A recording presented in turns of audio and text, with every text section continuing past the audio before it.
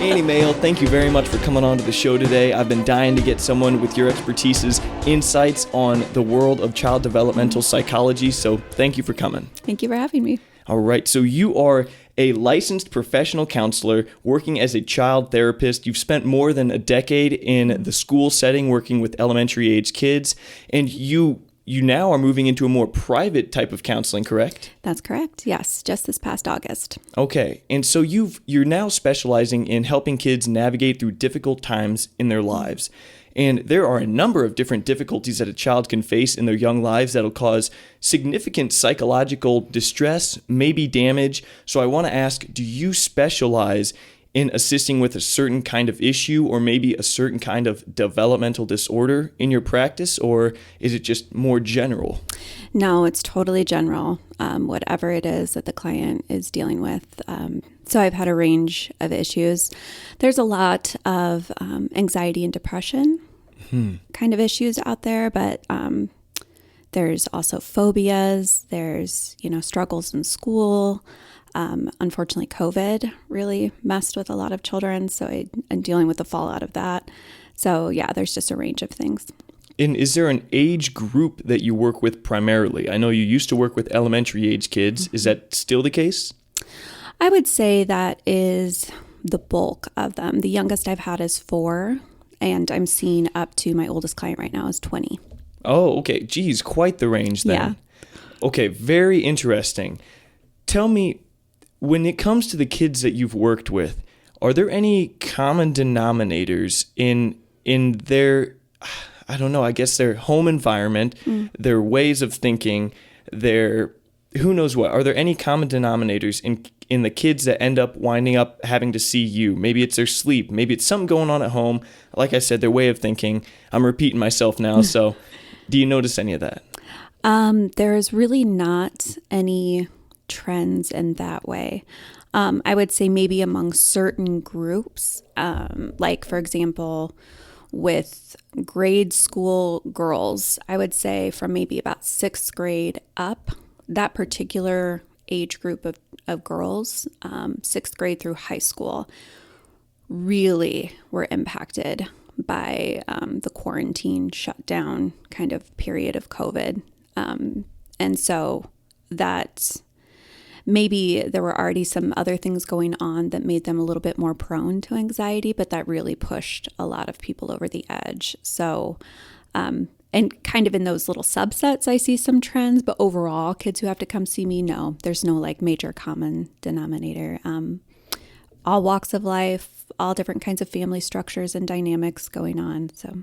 Okay, fascinating. I feel like in the field of psychology and in the work that you do in your industry, there's not, correct me if I'm wrong, is there a clear divide between male and female? Do you recognize that there are differences, psychologically speaking, in the two sexes? And do you tailor your practices and your advice and whatever you do accordingly? Absolutely. Okay. I feel like that's a bold thing to say. I don't know why. It is, especially in this climate, but I'm okay with saying it because I'm witnessing it every time I work with somebody. Men and women, boys and girls, we just think very differently. We process very differently. And so, yes, I absolutely see a difference. And that doesn't mean that there's necessarily one sex more prone than the other to dealing with what's going on. They have just as many issues. There's not one over the other necessarily, but the way that we process it and the way that we deal with it, absolutely. Okay. Could you elaborate on that a little more? What are maybe some key differences that are more obvious in how the sexes, maybe their predispositions to developing certain disorders or impaired thinking, I guess? What are some of the key differences in the psychologies of boys and girls, more so than men and women, boys and girls? I would say, so we're all kind of, kids are developmentally egocentric, meaning they see the world from their perspective, like it's them at the center of the world, and that's how they kind of see out. So it's difficult to do like a perspective change where you're seeing all the factors around you that are at play with each other. You're primarily seeing things from your viewpoint out, which is fine. I mean, that's just how kids are. So there's no problem there. That's just where they're at developmentally. But girls are very relational. And so a lot of angst, anxiety, hurt is coming from how they're perceived by others, how they perceive themselves, how they're just relating to others and able to forge relationships. Boys, I think, is more related to maybe just, I don't want to say performance, but kind of like skills based, kind of like, can I achieve this? Am I able to do this thing? Why am I not able to do it? What's making me different that I can't do this that I see others doing? It's like accomplishment based? I would say more so, yes. Okay. Interesting. Yeah. So are the social connections, you said that the girls that you've worked with are suffering a little more than the boys since COVID, since lockdown, things like that, being secluded to their home, not hanging out with their friends and such. Mm-hmm. You think that's having more of an impact on girls on average than boys? Absolutely. And I think for the very reason we were just talking about, and you just hit on it when you said that with friends, that's such a critical time, that about like 12 up range, where friends are just everything. Your social interactions are everything. You're really starting to look to peers more than your family of origin for, just everything. What's cool, how you fit in, all those things. And that was just kind of all ripped away with no warning. And not a lot of recourse to gain those things back. It was just kind of, there weren't very many options at that time. And that really rocked a lot of my girls. Yeah. So, as I said before we started recording, if I say anything that's incorrect, just crush me. But in my very limited understanding, I would think that being social, having your friends, having your family, being around people, something like what you would experience in a school setting, is imperative for one's mental health, but also their psychological development, their social development, for a number of reasons. But one is, when you hang around people, especially the people in your age group, they will tell you in one form or another if what you're doing is odd or weird or socially unacceptable. And I don't mean that in any terrible way, but like if you do something, your friends will kind of give you a look like, that was weird, and then you won't do it, and then you'll be more socially acceptable for it. I'm painting this in kind of a bleak way, but if you you become a hermit, you go be by yourself in your basement, you lose all this social development. You unlearn how to interact with people in society. You become socially anxious maybe, so your social skills are crap. People aren't going to want to hang out with you as much when you do go socially interact. You're going to learn to dislike people more because it's sure not fun when you socially interact with people because your skills aren't there and they don't like you. I've heard some psychologists speculate that that's what happened with some of the worst incidences in schools that we've seen, with the school shootings like Columbine. These kids had diaries and they kind of wrote about their slow but definite hatred towards humanity that stemmed from them being excluded from social groups and not being liked and accepted and things like that. I know that's really going far, but do you think that being social is as important as I do for one's mental health? Like, do you need to be around friends and need to be around people? Or can you be a hermit and be okay? Well, I would say both. I think we're just designed to be relational. We are designed for community. We're designed for meaningful connection with others. We can't get away from that. But if you are an introvert by nature and you are more comfortable being by yourself, you love people, you like people, you want the interaction, but then you need to recover from that time with people by a lot of alone time. Some of us are just wired that way. That's fine. And so it's all about what your social interaction looks like. So for a lot of these kids, their social interaction became primarily through a screen. And that kind of social interaction, though they would consider it probably, at the same level as in person, some of them, we're not meant to interact through screens as our primary way of interacting. There's so many skills that are gained from person to person interaction.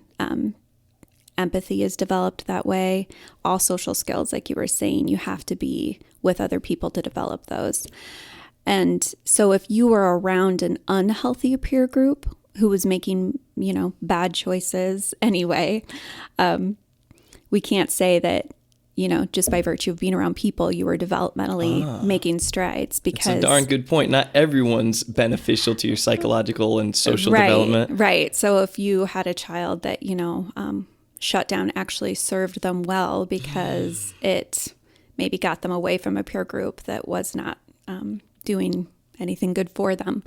And instead, maybe that time, I know a lot of people, myself included, who really saw some silver linings through the shutdown because you were with your family so much more and you gained this precious time, where you could just be together as a family because we're all so busy all the time, running around, rushing, doing this, doing that. And we all just had to look at each other and be like, oh, wow, I really like you. You're a fun person to be with. And, board games and family dinners and all of those things that have kind of become lost in our rushing lifestyle now. So quarantine didn't serve, it wasn't a disservice to everyone. There was actually a lot of good to be had out of that. But I would say, what social interaction were you cut off from?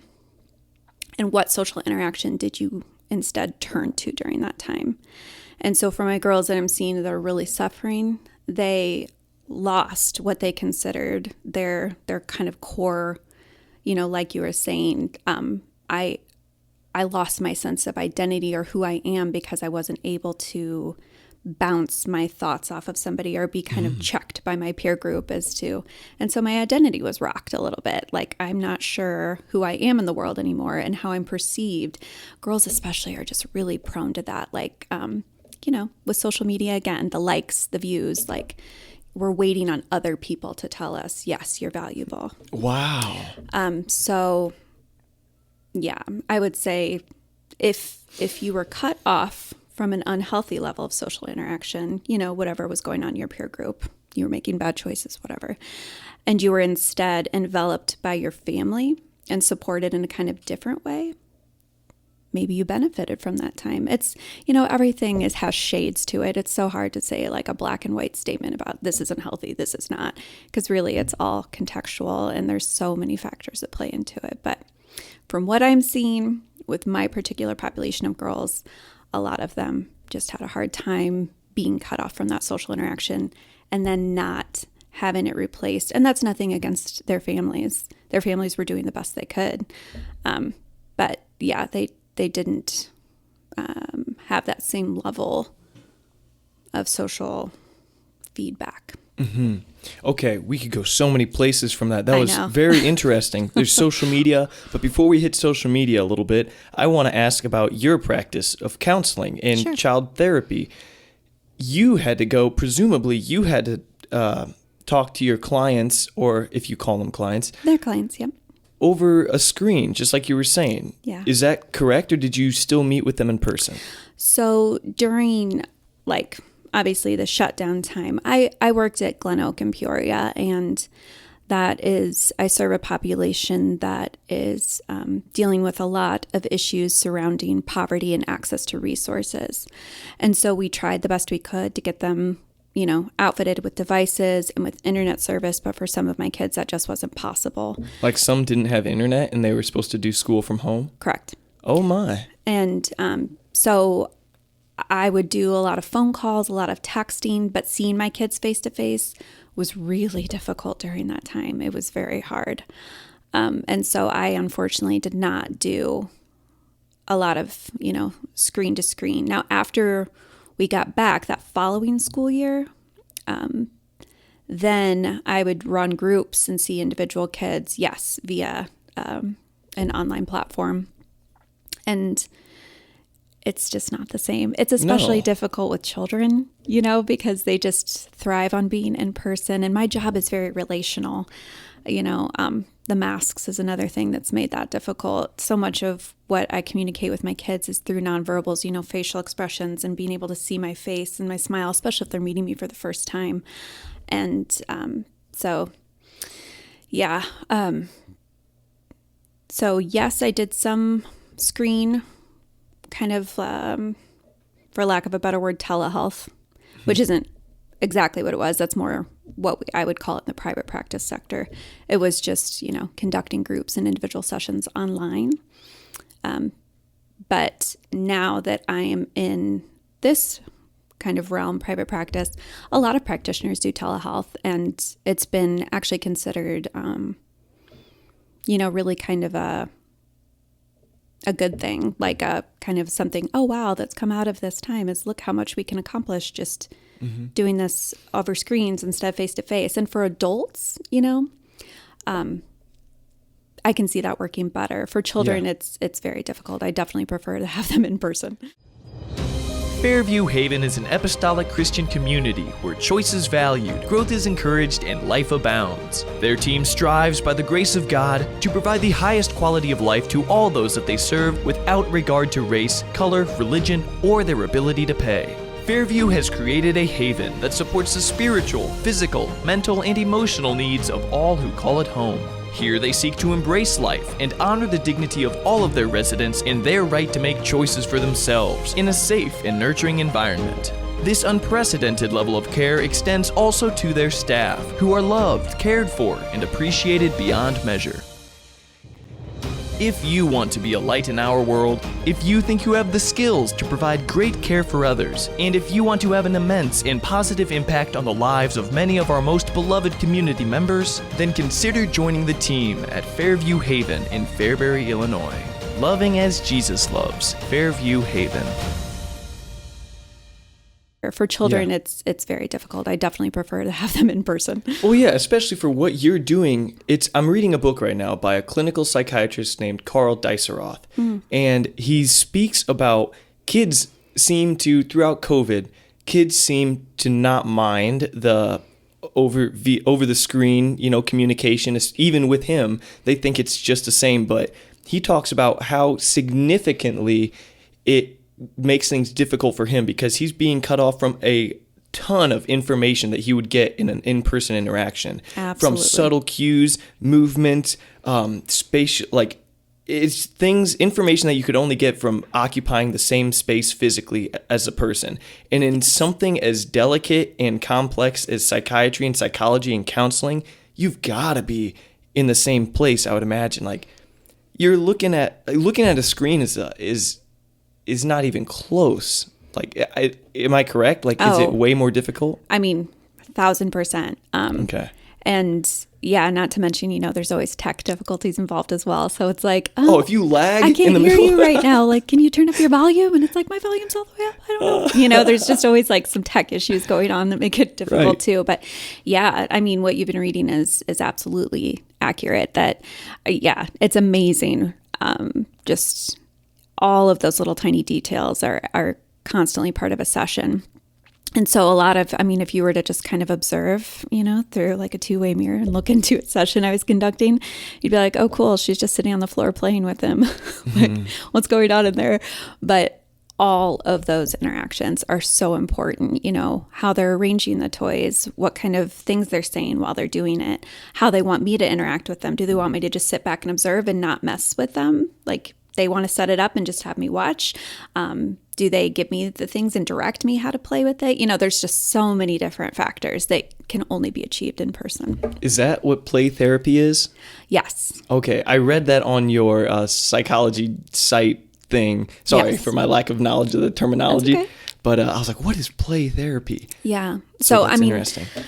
Yeah, I could go on and on about play, but... Okay. And I do hope to get to that, but I want to ask one question before I forget about it, because you mentioned it earlier, and it's social media. Yeah. Look, it's no secret that mental health issues are on the rise, and I don't know if it's more with women or with men or girls than boys, but a lot of people have their theories as to why this is. It's not exactly obvious as far as I know. Maybe it is obvious to you.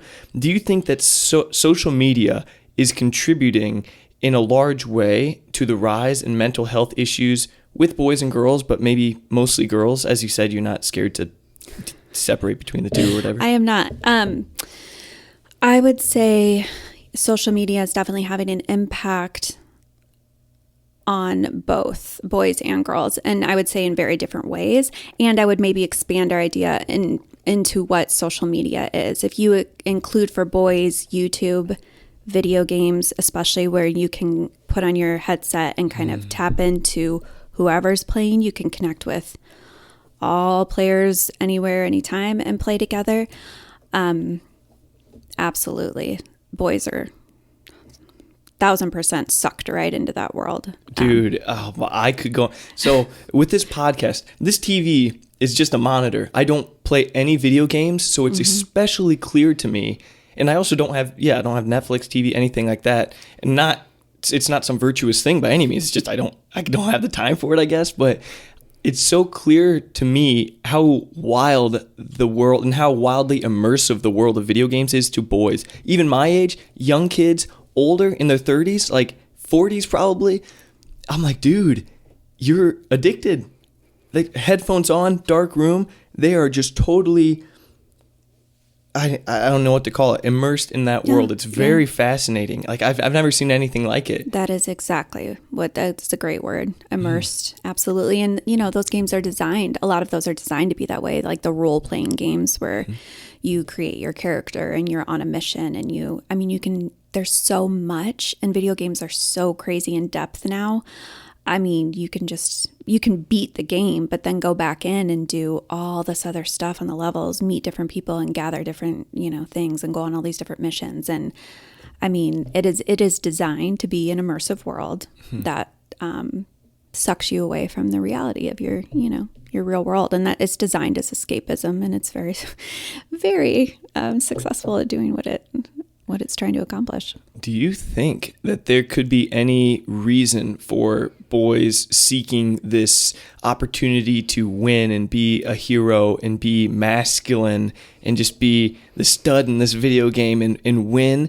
Do you think that this could be associated with the dampening of the importance of boys being that way in society, like, this toxic masculinity, competitiveness, rough housing? It's like, don't do that, don't do this. And it's like, well, it's in me, so it's going to find an outlet. And look, video games are that. Am I talking nonsense, or do you think there's something to that?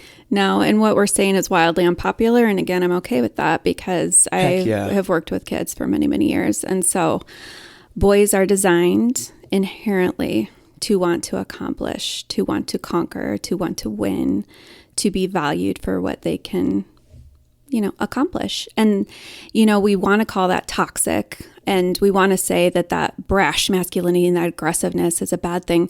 But when you're beaten down the door to stop a horrific crime, then you're considered a hero.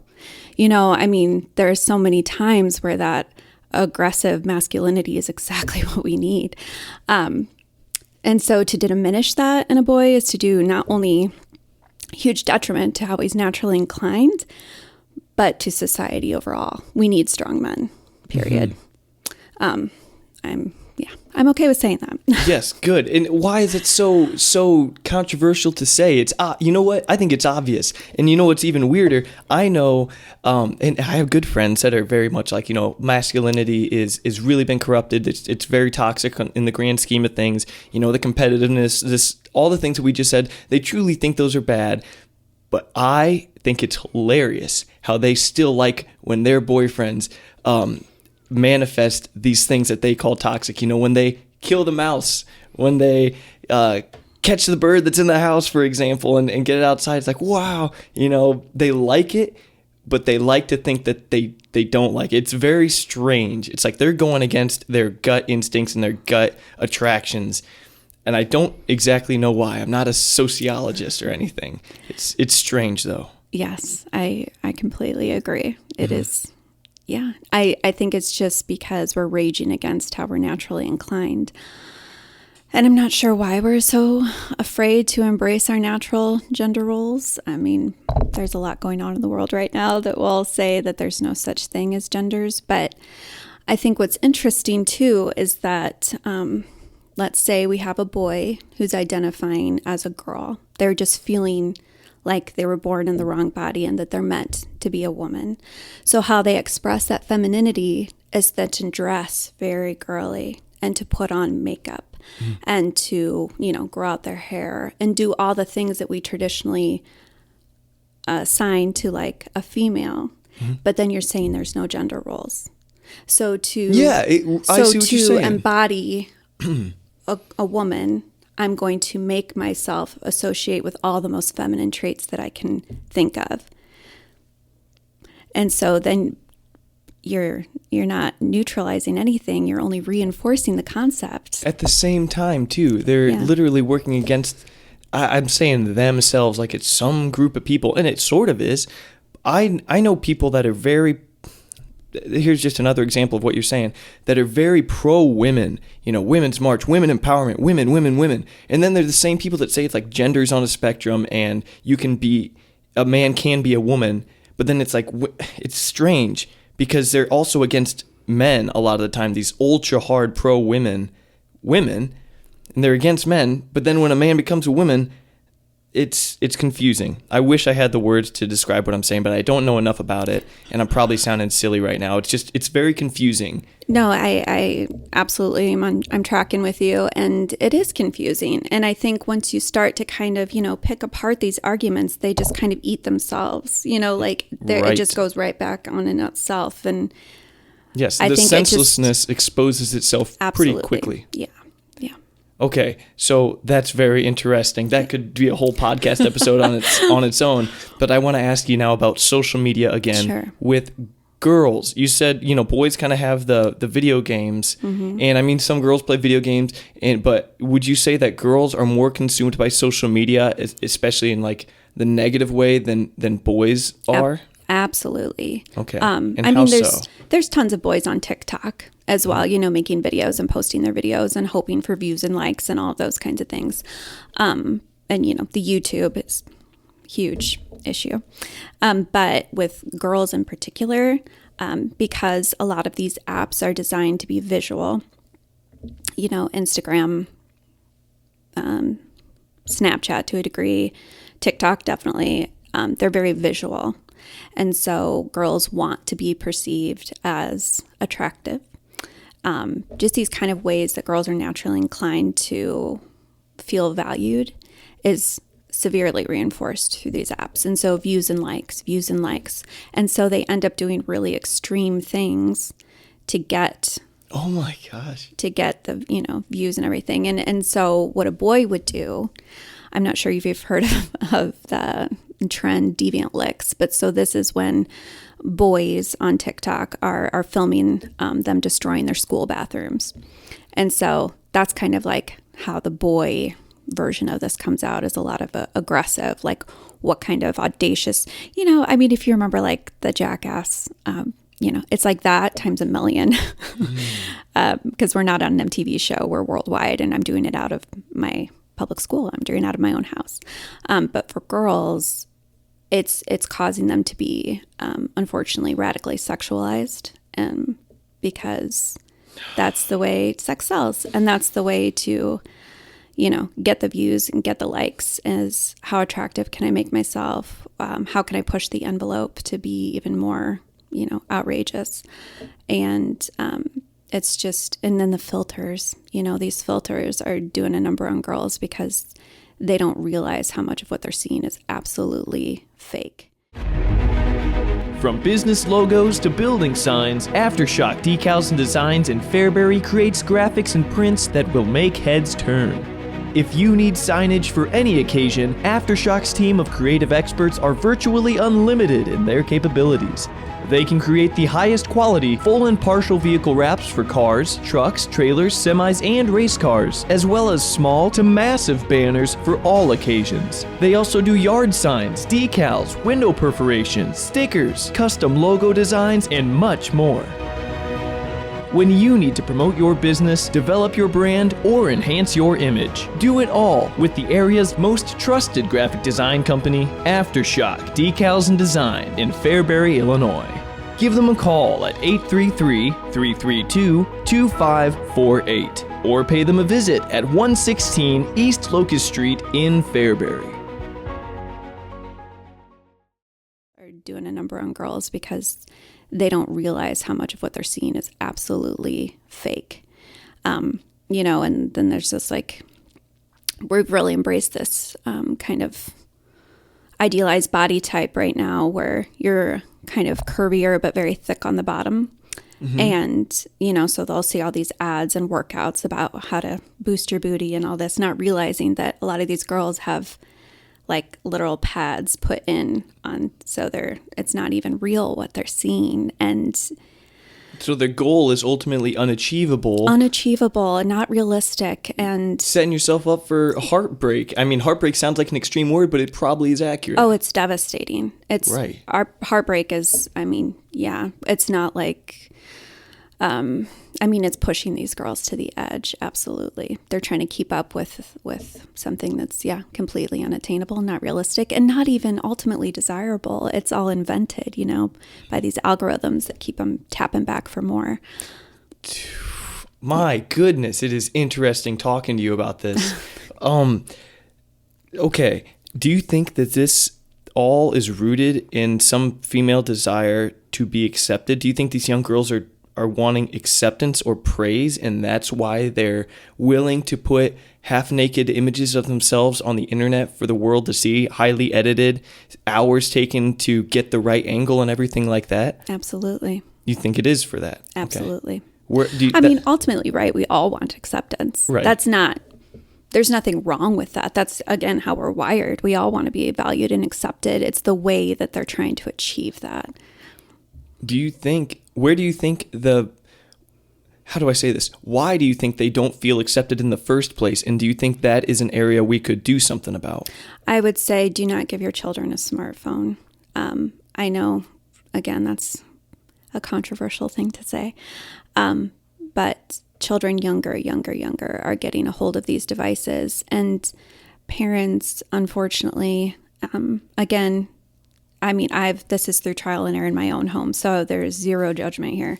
But parents are not understanding the implications. It's like a loaded gun, for real. They're not putting any settings on it. There's no boundaries. They're just wide open to the world with a smartphone, and unfortunately there are many, many, many bad people out there who will take thorough advantage of that. Predators are a real thing, and they are after children, and this is the perfect avenue to get there. I would say delay the smartphone as long as you possibly can. Phones are fine. There is actually a really great company called Gab Wireless that will give your child it looks like a smartphone so they don't get made fun of. And it's set up it can call, text, and do pictures, but has zero internet access for a very reasonable fee. And I would say, because that's fine if your children has my 14-year-old has a phone with no internet access, but she does have an iPad that she can access the internet with settings set. We're in a tech world. It's inescapable, but you have to be willing as the parent to get in there, get into your children's world. What apps are they on? What are they looking at? What can you do to monitor it? What can you do to protect them from the worst of the worst out there? Because there are some really disturbing things. And the world is after your kids. It just is. Popular culture is, really saturated with a lot of dark and evil and just things that children have. They don't have the capacity to process it in a way that an adult could. We can see something that's gross or disturbing to us and be like, oh, wow, but we have enough coping skills in place through a lifetime of development to be able to filter that image properly. Sometimes even adults suffer through some of this stuff, but children do not. They just don't. And so it's our job to protect them. And so if you give your children any kind of device with internet access, make sure you are putting very high settings on it. There's a company called Bark that's pretty stringent on, you can go through and set exactly, you can filter out all kinds of stuff, and they'll just get blocked every time they try and access anything that's mentioning these themes. And we're not even, we could spend days talking about pornography, but I was gonna ask about that. Oh man, Dude, I've heard some insane numbers. Like the vast majority of kids in America will view hardcore pornography, like something like 90% before they're 14. you're exactly right. That's a stat. Yeah. Good heavens. Yeah. How is that even, isn't that illegal in like the UK or something? Aren't those websites illegal? I think that is one of the greatest crimes against humanity. It's one of the worst things you can participate in the world, because one, it's insanely addictive for both sexes. It's insanely addictive. It fuels sex trafficking. I'm having a woman on who is involved in sex trafficking pretty soon on this show. That's going to be crazy. I'm reading her book right now. It's nuts. And it distorts. I know this with men. I don't know much about women in this context. No, I like that you're talking about both sexes, because it is something that both men and women do have addictions to. Men, obviously more, because men are more visually inclined. But I like that you're talking about women too. Women are addicted to porn as well. We're just as susceptible. And so to pretend like it's one over the other is unfair. And I think sometimes sets women up to be really ashamed when they do realize that it's become a problem in their lives and they don't have a framework to work through that, because everything out there is for men. So yeah, I appreciate you saying both men and women. Oh, absolutely. And I feel like that number is definitely not going down, but let's see, here's my question. A lot of people say that it's not in our jurisdiction to limit something like pornography or to make girls feel bad for posting half-naked images on the internet. I've been accused of being hateful, I guess, of people who do those types of things. I'm like, you really, I've posted things on Instagram. Like, it's so sad that women feel, some of these young girls in high school, even lower, are posting images of themselves super seductive on Instagram. It's like they need to feel valued, and this is how they do it. I wish we could just bombard them with positive reinforcement. They're amazing just how they are. They do not need to put their body on a billboard for everyone to see in some sexy position for them to feel valued. I wish, and anyways, when I say that stuff, I get girls actually messaging me saying, it's like, who are you to tell them that they can't display their body however they want to? What do you respond to that before we talk more about pornography? Sorry, I kind of went back and no. And there's been a very successful kind of years in the making campaign to kind of discourage anyone from saying anything to women about what they wear. And so young girls, when approached with that, will say all kinds of things. I think what it comes down to is, I once had one of my favorite professors in college say it this way. A police officer by his uniform, a doctor by his scrubs. And how do we know a girl that is advertising something? Now, that being said, that is a bold statement from him, and he got a lot of pushback from that. I think what you have to keep in mind is that girls want, maybe they're unaware, and I myself was unaware. This is not because I've dressed super modestly my entire life. There are many, many times where I have not. But I will tell you that because of that, I received unwanted attention. I think we want to think that we can wear whatever we want with zero consequences, and that's simply not true. Everything has a consequence. Every single action we take, positive or negative. And so you just have to ask yourself, what kind of attention am I seeking? Do I want to be valued for my body? Do I want to be looked at as something sexualized? Do I want people to think about sex when they're looking at me? Because you don't have the power to be like, well, yes, I want to appear sexy, but only for this very small group of boys in my age group who I'm comfortable, approaching a relationship with, because you don't have that jurisdiction once it's out there for the world to see. It's going to a wide spectrum of people, some who are much, much older, more mature, with very evil intentions towards you. And so you just don't have that power. So you have to think, how do I want to be perceived? What is what I'm wearing? Is it putting the image out there that I want? Because you can be powerful and attractive and sexy without showing your body. And that's a movement I've seen as well, where girls are getting kind of more on that modesty track, for a lack of a better term. And, you don't have to be frumpy and all covered up, but you can just, it says something about how you want to be perceived and valued. And that's okay to say. Yes, it is. We're so afraid to say these things, but we just want to turn away from the consequences of what we're saying is okay. You can't do that, especially with children. Like, we've got to protect these kids. I've discussed this with my friends, my guy friends, about, and we come from different walks of life, of course, but we can look at, if we see, first of all, we think it's interesting that some girls will go to the gym, and this is not hating on these girls, although maybe it's unavoidable, maybe it is seeming like I am picking on them, who will go to the gym in the shortest, tightest spandex shorts that are skin toned with a sports bra that's also skin toned. It's like, dude, from enough feet away, you look naked. Yeah. How are we not supposed to, turn and look at that?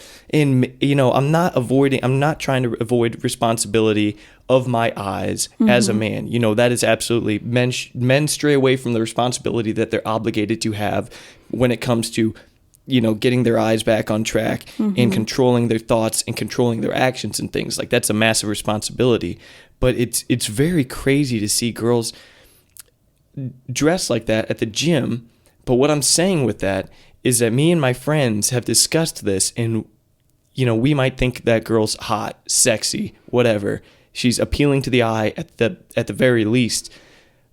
But we do acknowledge that when we see a girl who's intelligent, who, is well dressed and is modest, that's different. That's beautiful. And that's, you don't want to say more valuable. That's much more attractive, though. It's like, wow, she's special. And all of a sudden you're kind of scared to go up and talk to that type of girl because she's valuable and she's up here.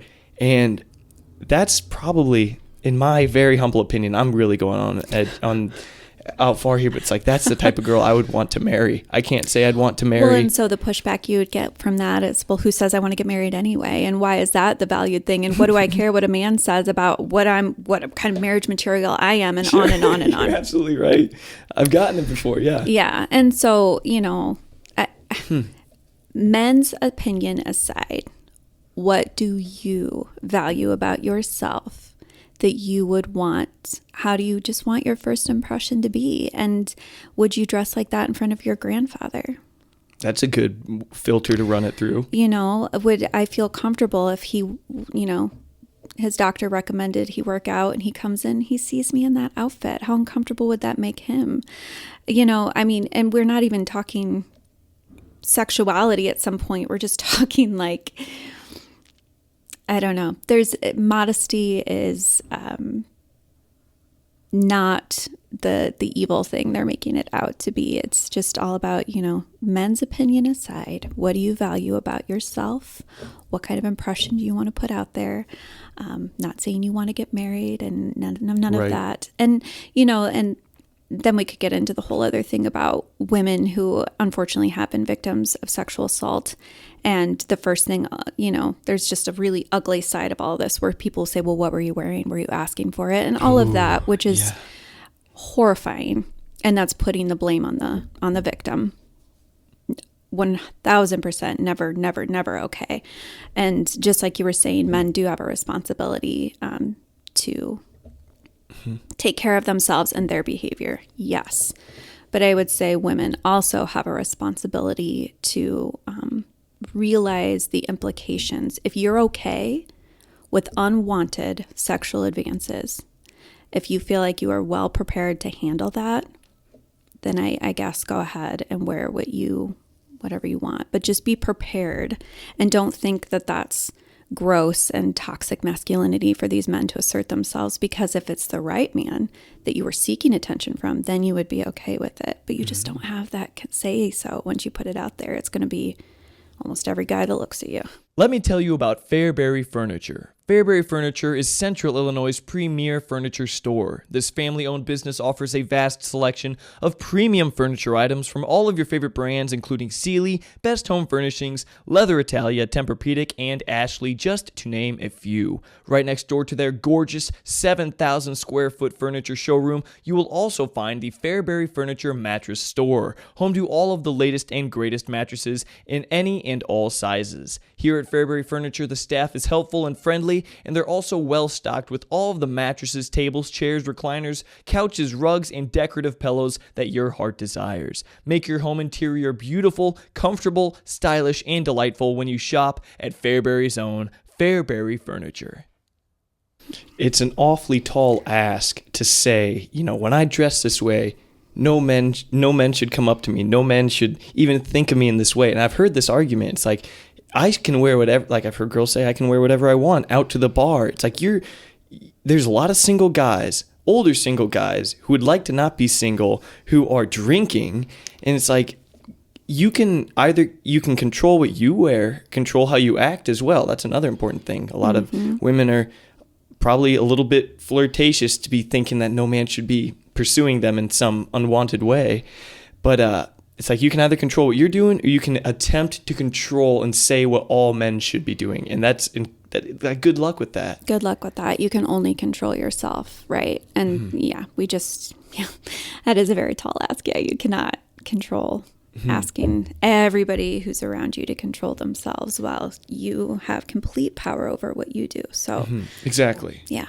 And this is a good segue back into pornography, because, men controlling their desires. There's a weird thing with pornography going on in the world that men it's very stressful and very daunting to even think about pursuing a woman and potentially being rejected. I think all men know that. It's innate. It's within us. It's like, all right, here's a risk I'm taking, and you have to be brave, you don't have to do that in order to fulfill your carnal desires and receive that pleasure. You can go on the internet and see in 1 hour more beautiful naked women in 1 hour than prior generations would see in an entire lifetime. Absolutely. Do you think, and then you don't even have to risk getting rejected by a woman. You can just get all that out of you in your basement or whatever.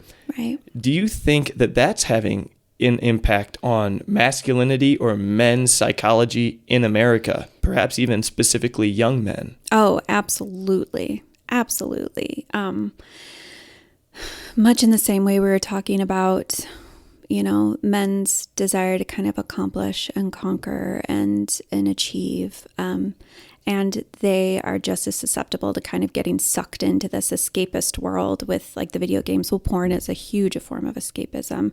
And, porn has really taken this kind of disturbing and terrifying turn where it's not like the cheesy, like super produced porn. It's like people are setting up webcams in their bedroom. So these is real people that you can just tune into. And that heightens a level of excitement for a lot of men. Like, oh, this is a real woman.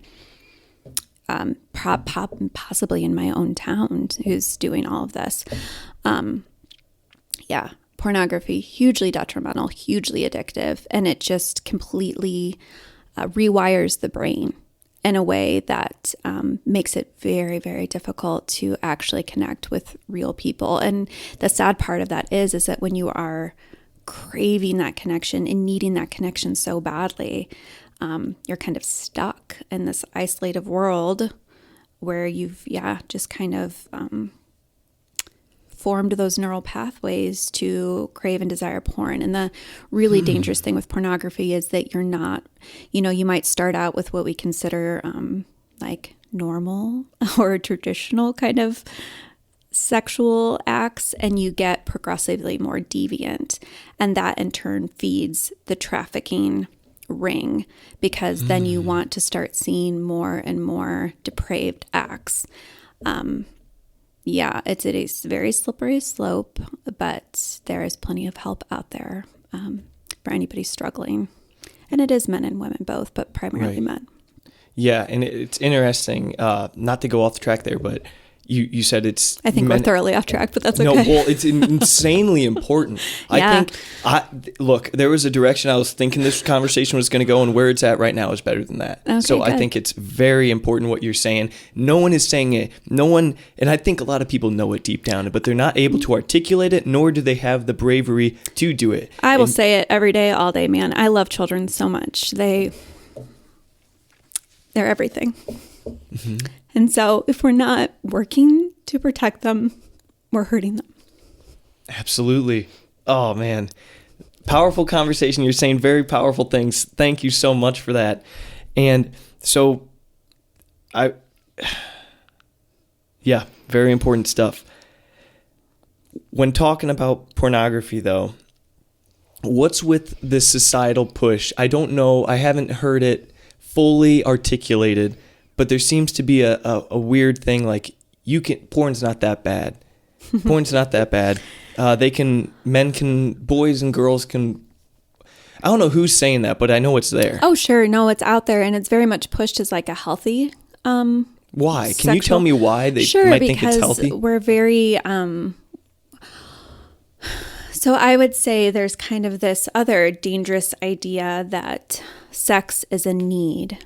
Sexual release is a need. Yes, sex is biologically driven, but it is well proven that sex is best enjoyed with somebody that we are emotionally and intimately connected with. And so to reduce it down to this active release is untrue. It's just is. That's diminishing sex for what it's actually intended to be. And so we have this idea out there in popular culture that, oh, it's just about the release and sexual fantasy is healthy. And if you need porn to achieve that release, well, that's great too. And you're supporting sex workers and supporting sex workers. Oh yeah. Sorry to yell. I've been yelling this whole time. No. Supporting sex workers. Oh, sure. There's this huge movement that supports prostitution, that supports pornography. What about sex trafficking? Like people getting abducted and getting sucked. I'm literally reading about that right now. Sex Do trafficking they forget about that? is the slave industry of our day and age, for sure. And it is not spoken about enough, and there's not enough outrage about it. I have personally worked with children who have been trafficked. What it does to children is unbelievable. Unbelievable. Not to mention adults. But children especially in their, developmental stage, they're just so vulnerable. So, yeah, for us to pretend that sex trafficking, damaging children, and pornography are not linked is asinine. I mean, there's no other word for it. It's absolutely ridiculous. You are in the biggest world of denial ever. But unfortunately, I think there is, a very large, well, maybe not large, but a very maybe small but powerful group of people who are intentionally, you're asking why there aren't more laws against the banning of porn. Great question. Why isn't there? That would be so easy to shut this stuff down. They can get after all these like really strange, they can, pit bull all these other things. But then when it comes to something like hugely, obviously a societal problem, no action taken. Why is that? And so we have to ask, who is in charge of that? Who is benefiting from us being alone in our basements, not connecting to each other anymore, not being able to enjoy sex the way it was intended, hurting children? Who's benefiting from all this? Well, great questions. Okay, so one, the conspiracy gears in the viewers' minds could be turning right now. But also, I don't know, it's a bit far out, but some people could think there's a spiritual component to that. Oh, I don't think that's far out at all. For us to deny that we all have a spiritual component is false. You can't get away from it. We're all designed to be connected to something larger than ourselves, to make meaning of everything in our lives. That's just how we're wired. So no one's truly an atheist. We all think there's a higher power at the absolute very least. Absolutely. Yeah. So the way that we interact with each other, the way that we view each other, how we view life, how we view each other, all of that comes from a spiritual element. How do you think of other people? How do you think of yourself? When you trace those layers back, it all comes from a spiritual place. You can't get away from that. I've heard that in order to destroy a society, and I'm putting this in my own words more so, but in order to destroy a society, you would first have to destroy a family. You're absolutely correct. And for me, I'm not a parent yet. I hope to have a family in the near future. And what my thinking is, like, my attitude towards raising my kids is like, it's going to be hugely important what I teach them at home, because look, society is going to be pretty gnarly. There's going to be some wild philosophies being thrown their way, and I have to prepare them for that. I've heard that, you can try to keep the snakes out of the garden. The garden being your child's mind. You can try to keep the snakes out of the garden. The snakes are going to get in, though. So you have to, better than try to put up walls for that stuff and keep them sheltered, is give them the tools and the know-how to cut those snakes into pieces and to defend themselves against those snakes. And for me, it's just like, the world can do what it wants. As for me in my house, I want to, really equip my kids. Yeah. Do you think that the divorce rates, this is dicey. I'll say that. So first of all, I'd like to preface before I say this that I love my parents very much. I have a great relationship with them. They even get along better now than when they were married. So what I'm saying is they divorced. And when I was 12 years old, I can look back in retrospect now and see a steep drop off in my academic prowess, my sleep, my nutrition, my manners, a number of things, because one parent was raising me at a time with other kids. So I look and I'm lucky in that I was eventually able to be mentally healthy in the end, as I am today. And they were able to get along in the end, as they are today. But do you think that, here's a better question, do you agree or disagree with me that when I say I think that parents, when they have kids, their primary concern should not necessarily be romance with one another and their relationship with one another, but rather the proper and healthy upbringing of their children, first and foremost? And that being said, that they should probably try to put off divorce at all costs. What do you think about that? Because that's dicey, and it's very situational, of course. If there's abuse or anything, they should, divorce. But I think it's important. The family's hugely important in raising the next generation and having two parents. Right. Feel free to disagree with me by all means, by the way. No, I'm going to partially agree with you. So I think family is absolutely the most important. It is the building block of a healthy society. You have to have strong families. And families can look all different ways. A lot of my children that come to me are either their parents are going through a divorce or they already have divorced, and they're in different family configurations. And so I want to be careful here, because it's a difficult thing to reach out and ask somebody for help. And so my clients that come to me, it's an honor to be asked into their world and to be, asked to serve in that capacity. And so this is not any judgment on any kind of life choices anybody has made, because you have made the decisions that you've made. That being said, divorce is inescapably difficult on children.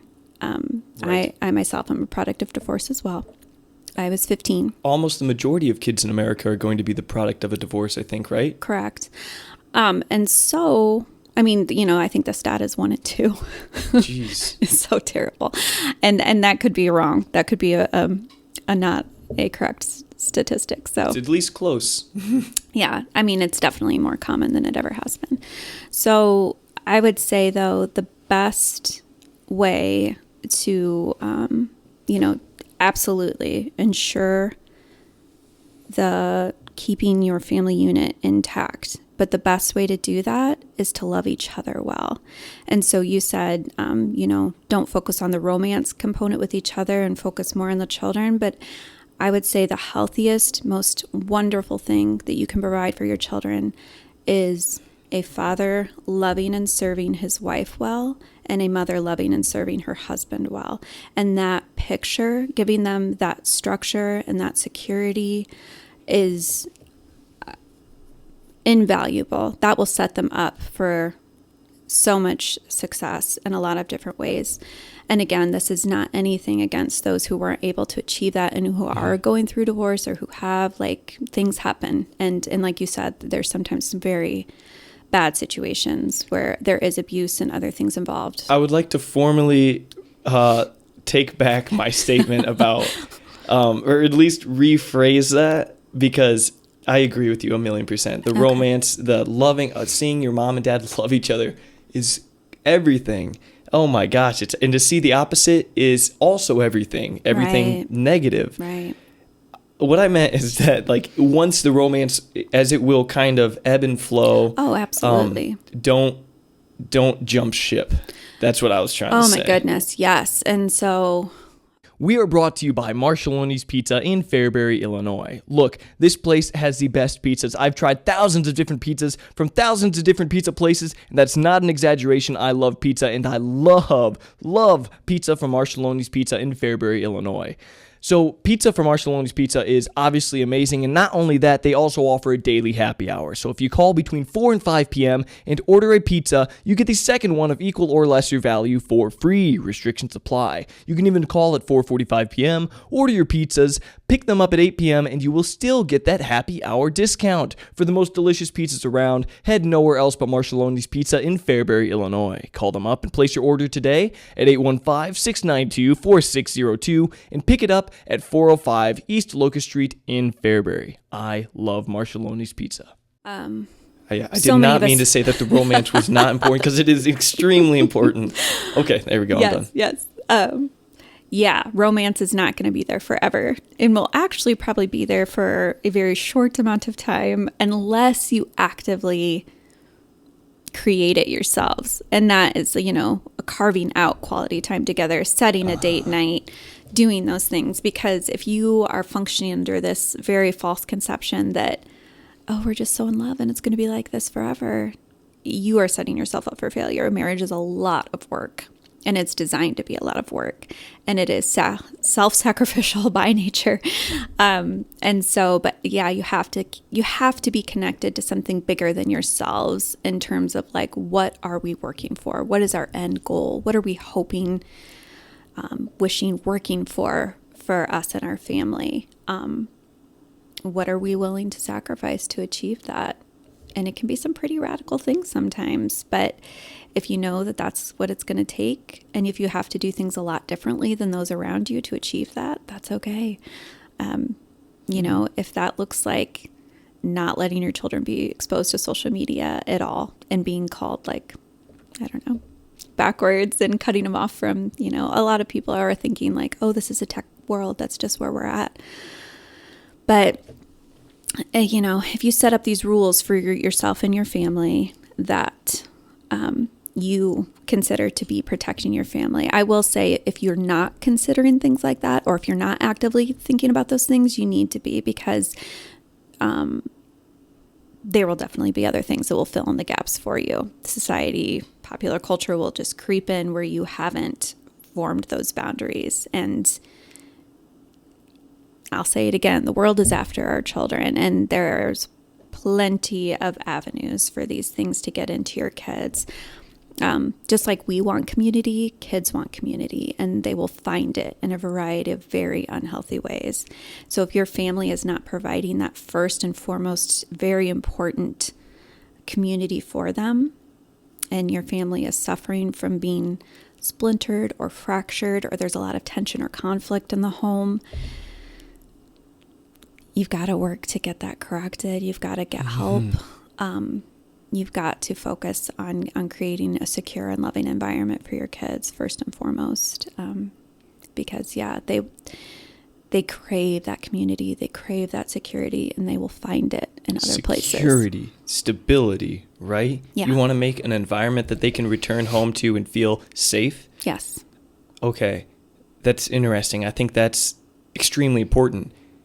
If a kid's home life, correct me if I'm wrong, if a kid's home life is unstable, that they don't trust, they don't know what's around the corner, they're going to probably take that same attitude with them in life, right? Like, well, now I'm not going to really trust other people. I don't really trust this institution. I'm skittish in regards to everything that I do.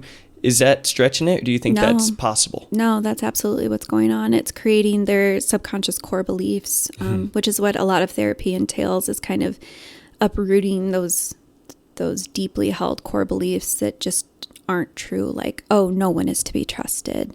The world is a bad place. I've heard people say those exact words. Which is an interesting thing, because I keep talking about how the world is after our kids and the world is a dark place. And so I will say this, the world is not inherently a bad place, and there's a lot of beauty and good to be found. But there are many people out there who are bent on getting to children and just getting them away from the family structure and kind of sucking them up into their community and family and breaking up the family. And that is very much out there. So, but yeah, those deeply held core beliefs, that I'm a bad person, I'm difficult to love, and kids just by nature blame themselves for a lot. And so if there is a lot of conflict and tension in the home, kids tend to think it's their fault, which can obviously create a whole series of really detrimental beliefs about themselves and how they interact with others. Where do I even go? These are like big picture things here. Yeah. It's so weird that you can acknowledge that the world around you is beautiful. It's an overall good place, but there are still, like, in the most, I don't even know an analogy to say for this, but it's like even in the most beautiful garden, you're gonna have poisonous bugs and snakes. Like, right. If you orient your mind correctly, perhaps your kid orients their mind correctly, you can bring about the most good that the world can offer. There you go. You can be a conduit for good grace to flow through you, and you Yes. can be a great contribution to this world. Right. But if you leave yourself open to the I won't say evil, I'll say the negative, just for the sake of people being able to absorb this. Sure. Because some people shy away from using evil and Yes. stuff like that.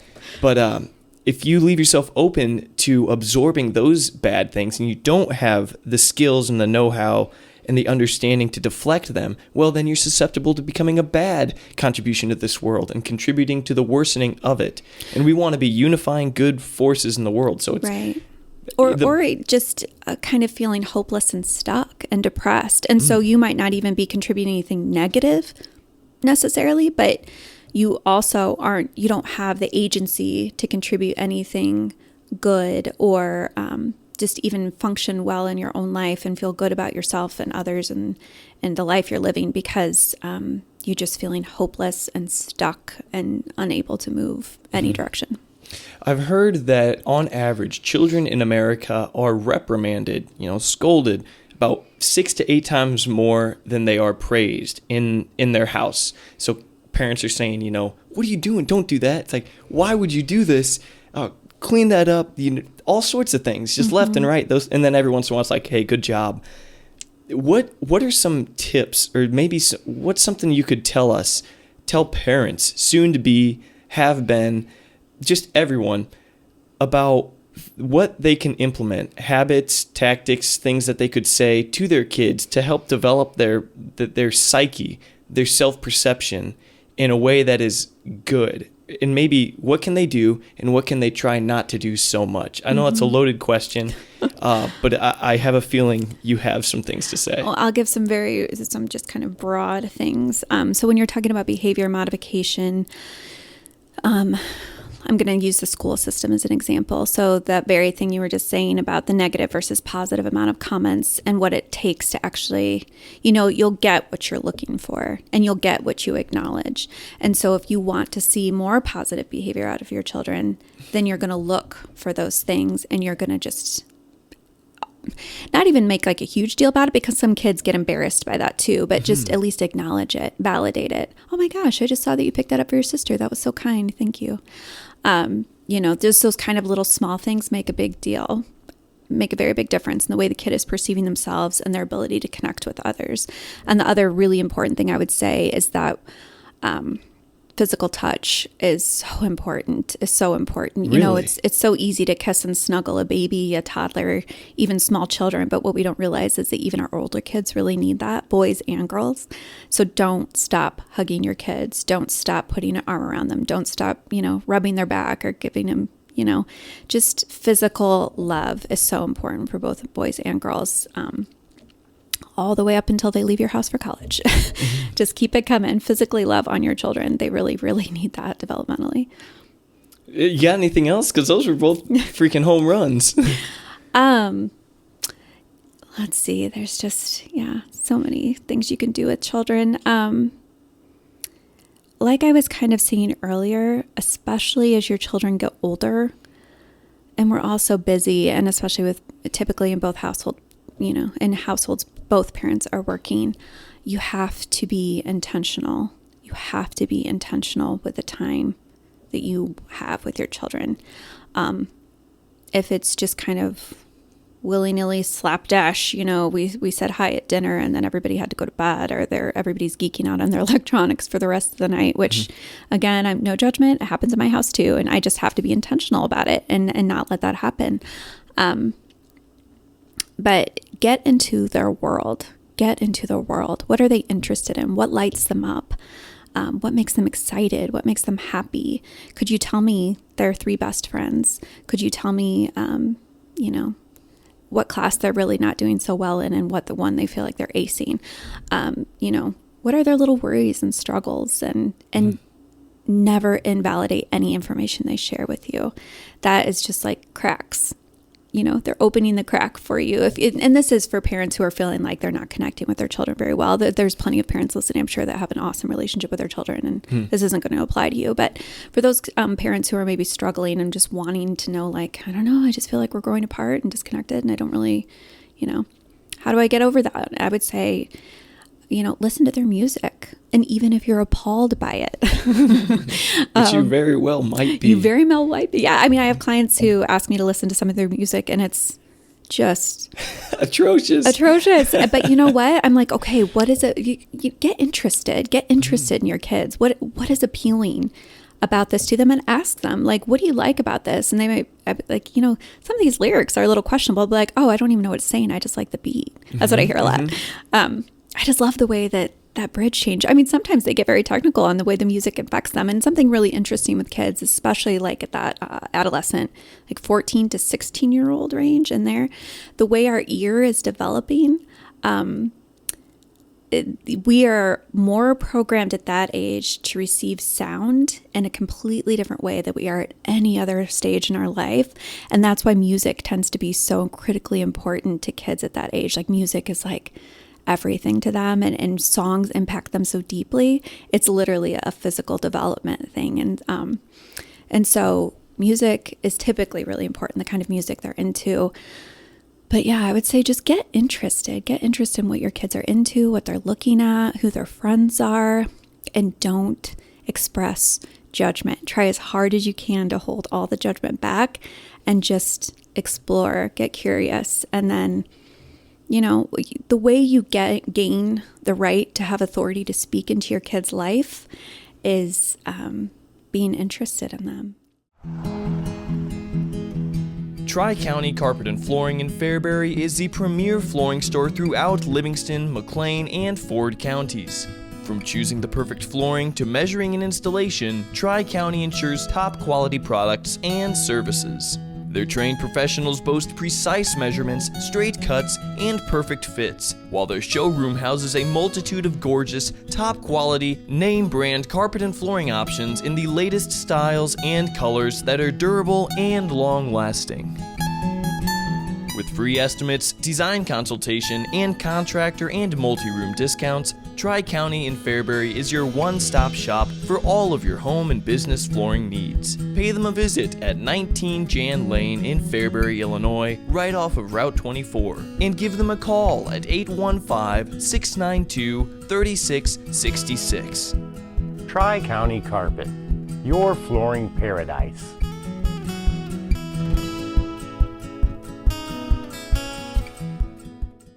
The way you gain the right to have authority to speak into your kid's life is being interested in them.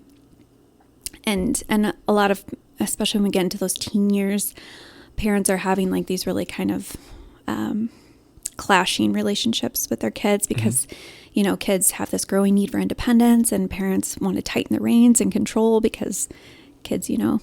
But I would say to avoid that, just get interested, find out what's going on with them. And unfortunately, I also see like parents really wanting, just having a tendency, and it's fear-based and it's totally understandable, but thinking the worst, you know, oh my gosh, they're probably out doing this and that and saying this and that. And a lot of times they're not. They might be considering those things or be surrounded by it, but that does not necessarily mean that your own child is partaking. So just get interested, get curious, withhold judgment, and really focus on relationship. Mm-hmm. I liked what you said about when they do something good, even when they're really little, you know, say, hey, I like that you did that. Reward them when they do something good, and be sure to reward them when they do something good. Don't let it go unnoticed, right. You know? And I think I'm going to run something by you. Again, pick holes in it if you can. But I hesitate to think that I think parents can dislike their kids. I think that they will always love them, but I think they can dislike them. Yeah. And a book I read had a chapter called Don't Let Kids Do Things That Make You Dislike Them. And first of all, an awfully good way to keep anyone from doing something that you really like is to get mad at them for doing it. And sometimes that can happen, I feel like, with young kids because, okay, if they act up in public, you sure as heck don't like that. You don't even have to be a part of your family and you'll hate that. It's like, gosh, that kid's annoying. He's like hitting his mom. He's, you know, pouring, you know, just being obnoxious. So don't let them do it. And then if you don't let them do it as a parent, eventually they'll be pretty nice in public and people will pat them on the head and say, like, you're a good kid, you know that? You're well-mannered, and then they'll like that. Then there'll be positive reinforcement. The parents will like it. Everyone gets along a lot better. And if you embarrass your parents like that in public, I sad to say I've seen this. You know, the parent doesn't do anything because they don't want to like discipline the kid in public, maybe because that'll embarrass them. But then that kid keeps acting up. The kid doesn't really know. I feel like between ages of 2 to like 6, they're just finding out where out of bounds is, what they can do, pushing the boundaries. And later on, you know, that family goes home, that kid, you know, draws a picture. Here's the example I've heard, draws a picture, shows it to mom. Mom's still ticked because you embarrassed her in public. And then they'll say like, you know, they'll kind of give them the cold shoulder. They won't praise them for that good thing that they did because they're ticked at them. They're going to get back at them. So I guess, what is my question here? 1, do you think parents can dislike their kids? And I'll just say that. That's my question. Well, so you just hit on a whole lot in there. I wish I had I would have been taking notes. I know, I apologize. I go on these rants. You get my gears turning. I'm like, I'm putting all this stuff together and I just blurt it out. Yes, I think absolutely parents can dislike their kids. And then should you discipline them? That's the question I didn't know how to... discipline is... Like discipline them even in public. Like, do you think that parents aren't disciplining enough sometimes? Well, I would say disciplining effectively.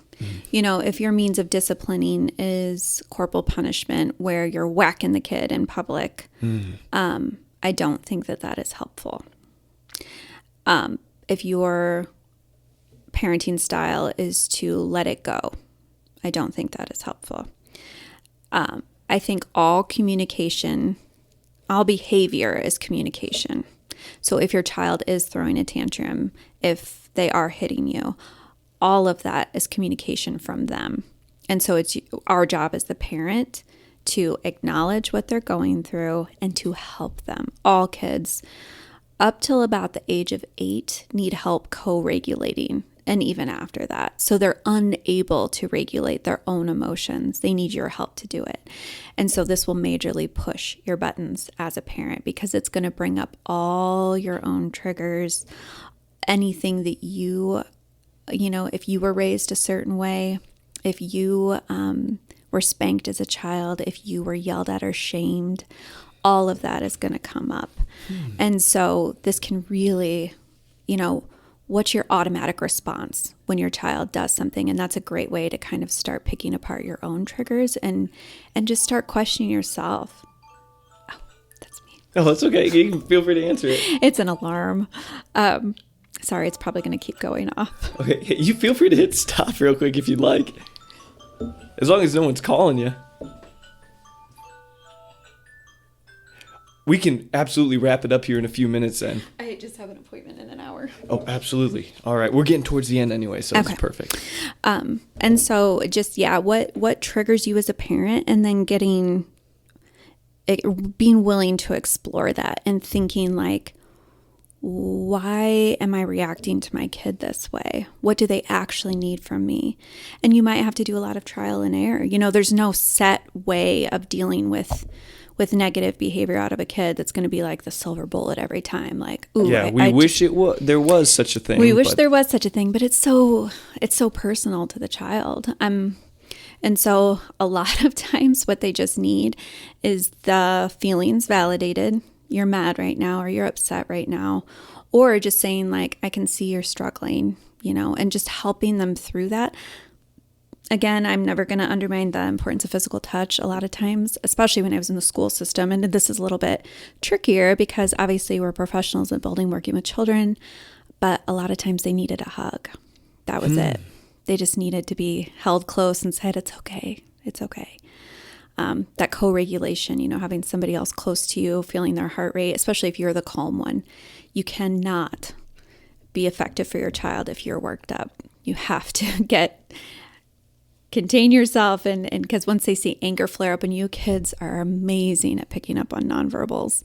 Twitch of an eyebrow, slight frown of the mouth, and they take that all very personally, and their behavior will amplify because of it. So boy, that's fascinating. I feel like those abilities are like deep brain abilities that are within all of us. Yep. And yeah, I would imagine that makes sense that they have a knack for just picking up these subtle cues that just give a plethora of information to them that you don't even realize that you exhibited towards them. Right. And that's how so many kids end up, this is what kind of forms the development of their own personalities. Because you have a kid who's watching you and they see you getting upset, and they're they're naturally wired to kind of fight against, oh, you're getting amped. Well, I'm going to get amped too. And they'll kind of rise up to meet you. But then you have those other kids that will see you getting upset and they're like, what did I do? I did something wrong. And it's like very shame based. And so they internalize that and are like, I'm the kind of person who makes people upset. And so you'll get, maybe some withdrawal, or very emotional, lots of tears. And you're not sure why. Like, why are you crying so hard? I'm not even, you could have been upset with like, you were on a bad phone call or something, but the kid is thinking it's them. So yeah, parenting is tricky business, guys. Not even parenting, because what you just said there was an eye opener for me, because I've worked as a coach and for kids and like coaching. swim team. You just literally explained something to me, and it's like where I've said something like, all right, I've gone like this. I've made a face like this. It's like, all right, you got to swim.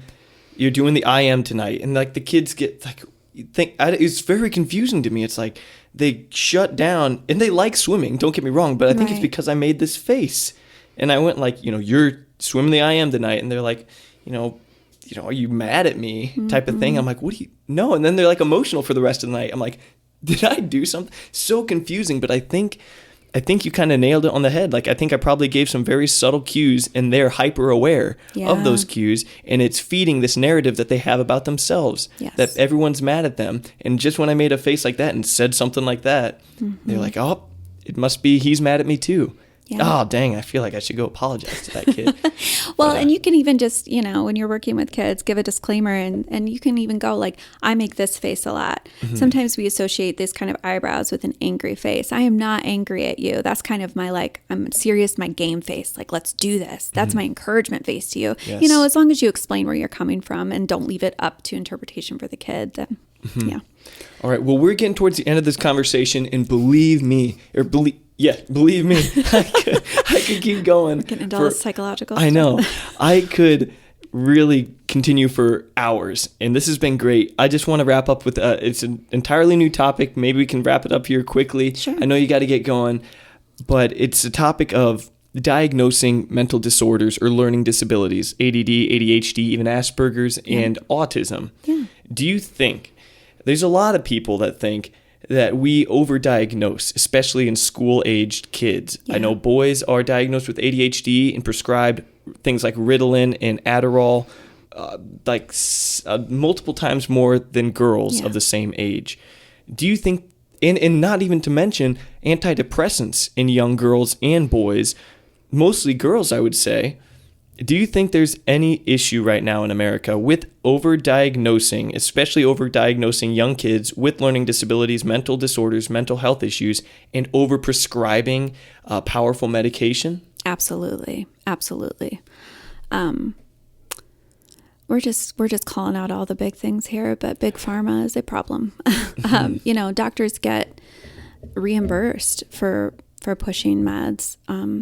No, that's right. Don't they get don't they have like a quota to meet? Yeah. Doctors have a quota to meet. You get more points. It's like if someone comes in for spinal issues, you get like 0 points for certain stretching routines. And I only know this because I dated a girl who's in med school, and she explained this to me. And you get like 5 points for prescribing back surgery. Sure. You get 0 points for prescribing some cognitive behavioral therapy. I don't know what it is. Some learning exercise. You get 3 points for prescribing an antidepressant or a Adderall or something. Yeah, there's a really interesting phenomenon in America of pushing pharmaceuticals via advertising. That's not something that's seen in other places the way it is here. You'll see a lot of commercials and hear radio plugs for all these different pharmaceutical drugs. Just constantly, we're inundated with it. That mentioned that they could cause suicidal thoughts. Right. And then you listen to the list of side effects and it's like, I'll just stick with the stomach pain. Thanks. And, a lot of them it's alarming, but geared towards kids to look appealing. They're cartoonish in nature. They're kind of, sometimes Seriously, muted huh? colors. And, there's like those couple of ones, I think, for sleeping aid that has got the butterfly floating around. They make it look very appealing and like, oh, this looks so nice, without talking about, they do that quick blurb at the end, but the side effects of these drugs are detrimental, especially when you're doing this critically developmentally vulnerable time in the brain. And this is not to say that there is not a time and place for medication. There absolutely is. But as far as being overprescribed, and given, I would say, incorrectly, yes. And there is also, we've kind of made this leap from having to go through a psychologist, a psychiatrist, somebody kind of with more like the mental health expertise to get prescribed some of these things to just your regular PCP.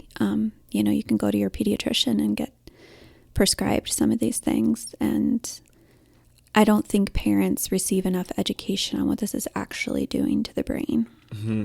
And it's interesting. I'm making quite a bit of a leap here, but it's like when it comes to, on a bigger stage, economic systems, I do think that capitalism is probably the best in the world. That's just my opinion. That exists, but it's not a religion. It's not perfect. And I think it incentivizes big pharma, I guess, to try to make some money. And it's odd why doctors are also why they get more points and they're incentivized to prescribe harsher drugs. I think that could be fixed. But I also think that the idea that big pharma is incentivized to advertise and make as much money as they can with more powerful drugs, it's like they're putting the profit before the actual health of the people. Yeah. We're And I functioning. sure We're think- functioning as a sick care system. We call it the healthcare system. It is a sick care system for sure. Right. Yeah. Yeah. And then they also convince people that they need the drugs They in the also first convince place. them. Well, and just like we were saying earlier, our parents are busy and they're stressed and they've got a lot going on. And you're getting calls from the school that your child is doing this in class, and you don't have time to maybe problem solve through that. And so your doctor says, well, how about we try this out? And you're like, okay. Not realizing that you're creating a whole other host of problems. Right. And not getting to the root of the issue. Right. You're just supplementing, you're alleviating symptoms with some medicine. And I feel like... And maybe alleviating the symptoms.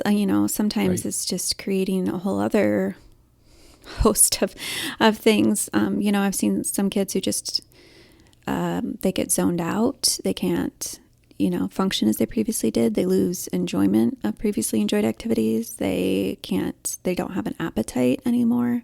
There's a lot of things that can go on.